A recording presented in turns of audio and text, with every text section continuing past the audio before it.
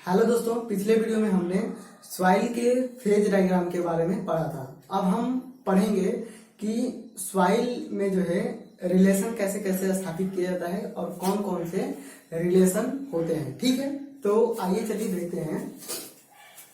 तो मैंने यहाँ पे एक पार्शियली सैचुरेटेड सॉइल का जो है फेज डायग्राम जो है बनाया हुआ है। ठीक है, तो आप सोच के बताओ कि जो है इसमें कौन कौन से जो है रिलेशन हो सकते हैं, कैसे कैसे रिलेशन निकलेंगे। ठीक है, तो चलो देखो मैं बताता हूँ कि सबसे पहले तो ये जो आयतन है, वॉल्यूम है, इनमें आपस में जो है कुछ रिलेशन स्थापित किया जाएगा। ठीक है, फिर इसके बाद से ये जो वेट है इसमें जो है रिलेशन होगा। ठीक है, और फिर इसके बाद से वेट और वॉल्यूम इनमें जो है रिलेशन होगा। ठीक है ना।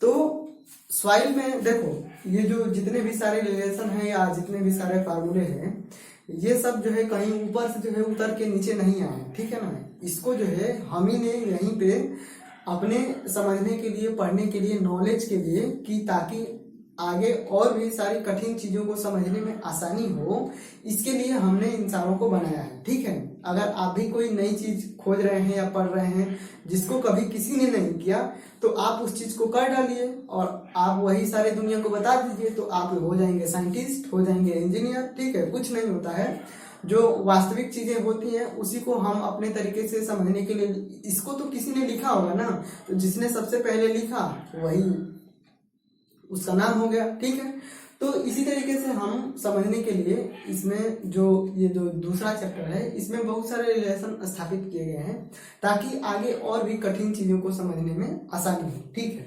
तो ये जो पार्शियली सैचुरेटेड डायग्राम है इनमें सबसे पहले हम लोग आसानी के लिए पहले जो वॉल्यूम में रिलेशन है उसको पढ़ लेंगे, फिर वेट में रिलेशन जो होता है उसको पढ़ लेंगे, फिर उसके बाद से वेट और वॉल्यूम में जो संबंध होता है उसको पढ़ेंगे। ठीक है, तो अभी शुरू करते हैं हम लोग कि वॉल्यूम में रिलेशन। ठीक है ना, वॉल्यूम में रिलेशन। तो आयतन में संबंध देखो, सबसे पहले वॉइड रेशियो के बारे में पढ़ेंगे। इसको जो है ई से डिनोट करते हैं। ठीक, अगर आप जो है कहीं पे क्वेश्चन लगाओगे तो आपको जो है ड्राई डेंसिटी रेशियो भी देखने को मिल सकता है। ठीक है ना, तो अगर कहीं आपको ड्राई डेंसिटी रेशियो मिले तो आप समझ लेना कि यही क्या है, वॉइड रेशियो है। ठीक, फिर इसके बाद से पोरोसिटी, जिसको स्मॉल एन से डिनोट करते हैं और इसे परसेंटेज वॉइड्स भी बोलते हैं, परसेंटेज वॉइड्स पोरोसिटी को। ठीक, इसके बाद से डिग्री ऑफ सैचुरेशन, इसे एस से डिनोट करते हैं। फिर एयर कंटेंट, इसे ए सी से डिनोट करते हैं, ये स्मॉल ए है और ये स्मॉल सी है। ठीक है ना, फिर इसके बाद से आता है परसेंटेज एयर वॉइड्स, इसे एन ए से डिनोट करते हैं। ठीक, एन ए। तो वॉल्यूम में रिलेशन जो है ये 5 रिलेशन है, इनको ध्यान में रखेंगे। ठीक है, तो आई थिंक मुझे लग रहा है कि आपको आसानी होगी याद करने में। तो सबसे पहले वाइड रेशियो देखते हैं क्या होता है। वाइड रेशियो, इसे ई से डिनोट करते हैं। वाइड रेशियो जो है कणों के आयतन के रिस्पेक्ट में वाइड के आयतन को प्रदर्शित करता है। तो वाइड रेशियो क्या होता है, वॉल्यूम ऑफ वाइड्स, जो टोटल रंध्रों का आयतन है वो, और अपान में बटे में जो सॉइल का टोटल आयतन है उसके अनुपात को ही हम लोग वाइड रेशियो कहते हैं, ई। ठीक है, तो हमने पिछले वीडियो में बताया था आपको कि एक ड्राई सॉइल है,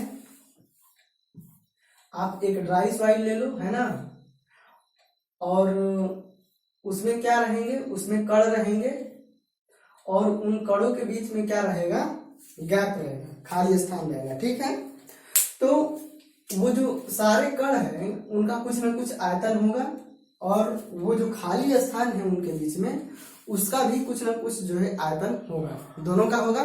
ठीक, अब हमने क्या किया था कि सारे कणों को एक तरफ लिखा था, एक तरफ मतलब उनके जितने भी सारे कणों का आयतन है उसको इमेजिनरी रूप से, काल्पनिक रूप से हमने फेज डायग्राम की सहायता से माना था कि सारे कण जो है एक तरफ आ गए, ठीक है।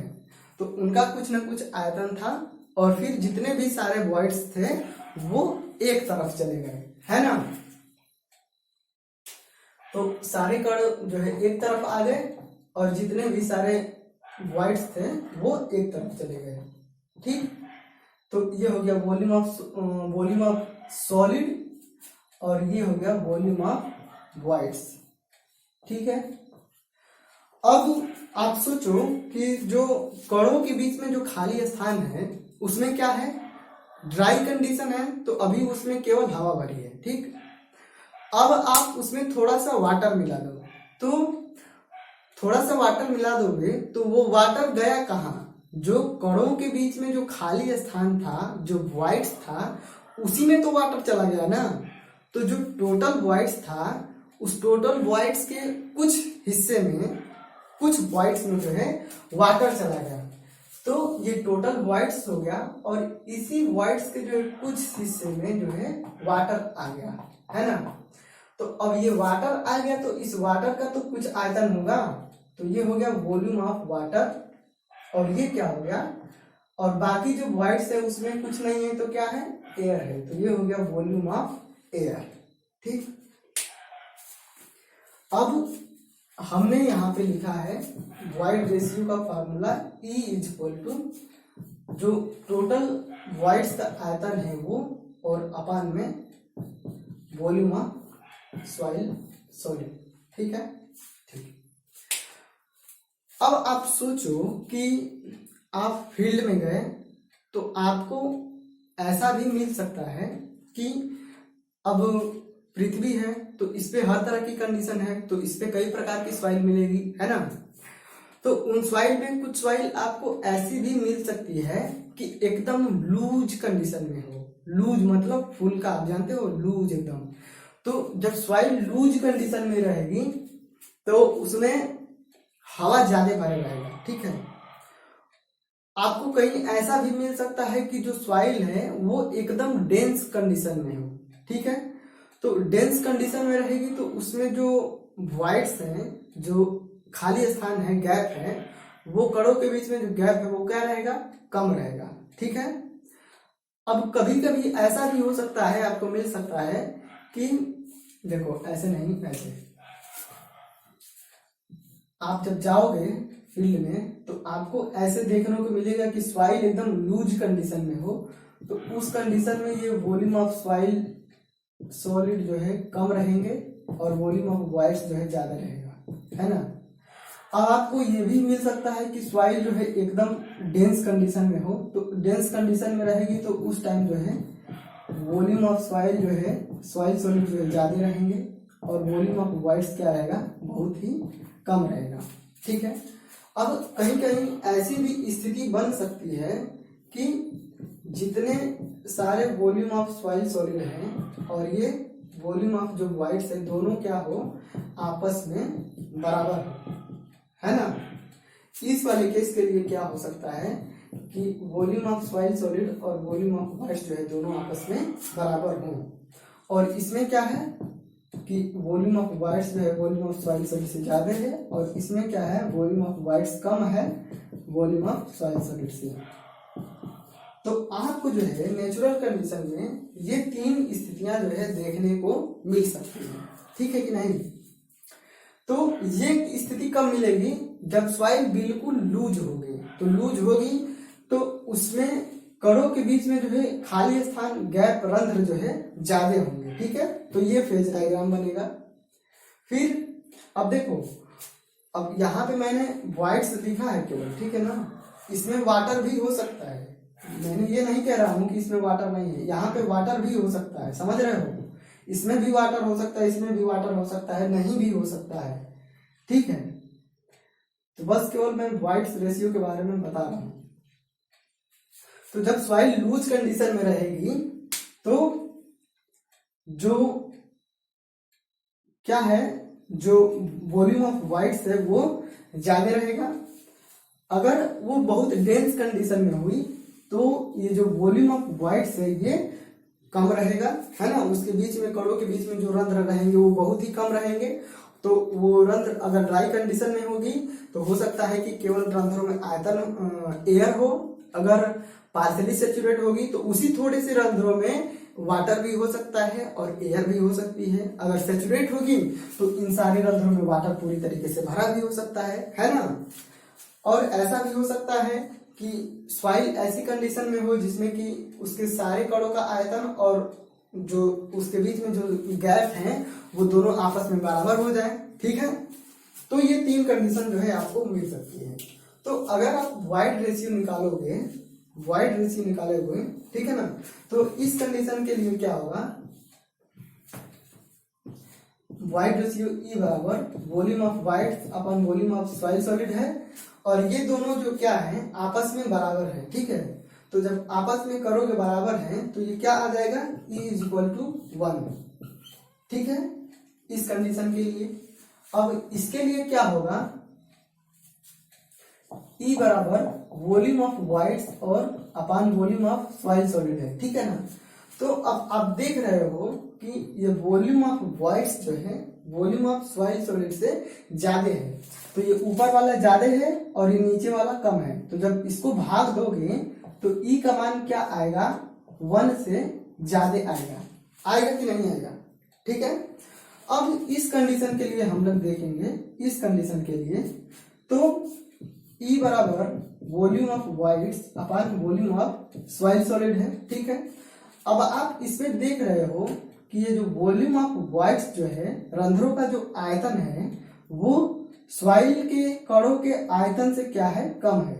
वॉल्यूम ऑफ सॉइल सॉलिड से वॉल्यूम ऑफ वॉइड्स जो है क्या है, कम है ना। तो ये ऊपर वाला कम है और ये नीचे वाला ज्यादा है।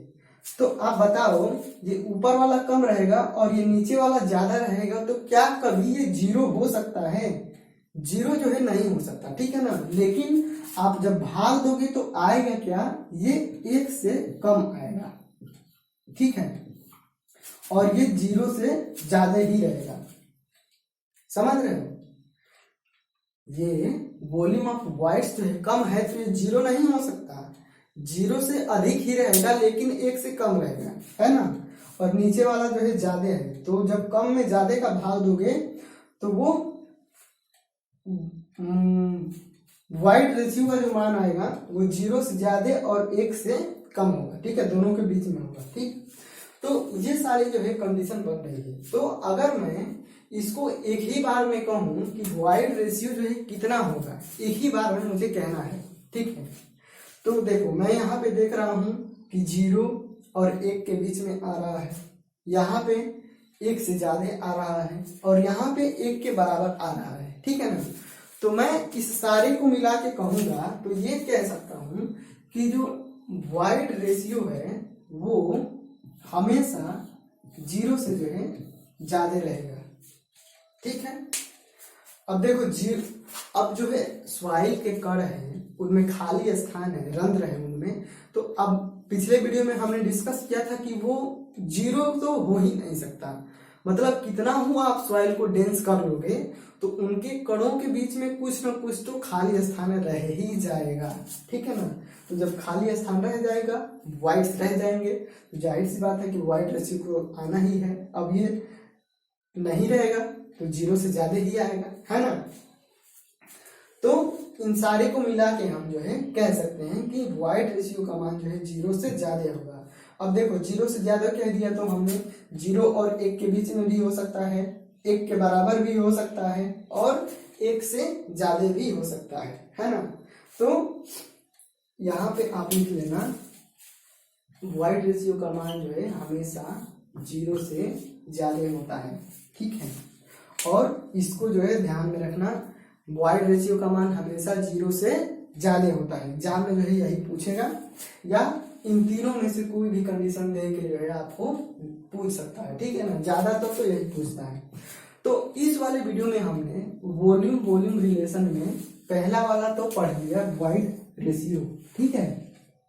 अब अगले वाले वीडियो में आएंगे हम पोरोसिटी को पढ़ेंगे, डिग्री ऑफ सैचुरेशन और भी सारे हैं तो इनको पढ़ेंगे, ठीक है। अगर आपको अच्छा लग रहा है, मजा आ रहा है तो आप जो है वीडियो को लाइक कर देना, ठीक है। अगर आप चाहते हो तो चैनल को सब्सक्राइब भी कर लेना, क्योंकि आप सब्सक्राइब कर लोगे तो मुझे एनर्जी मिलेगी, मैं और भी ऐसे ही आपको पढ़ाऊंगा। ठीक है।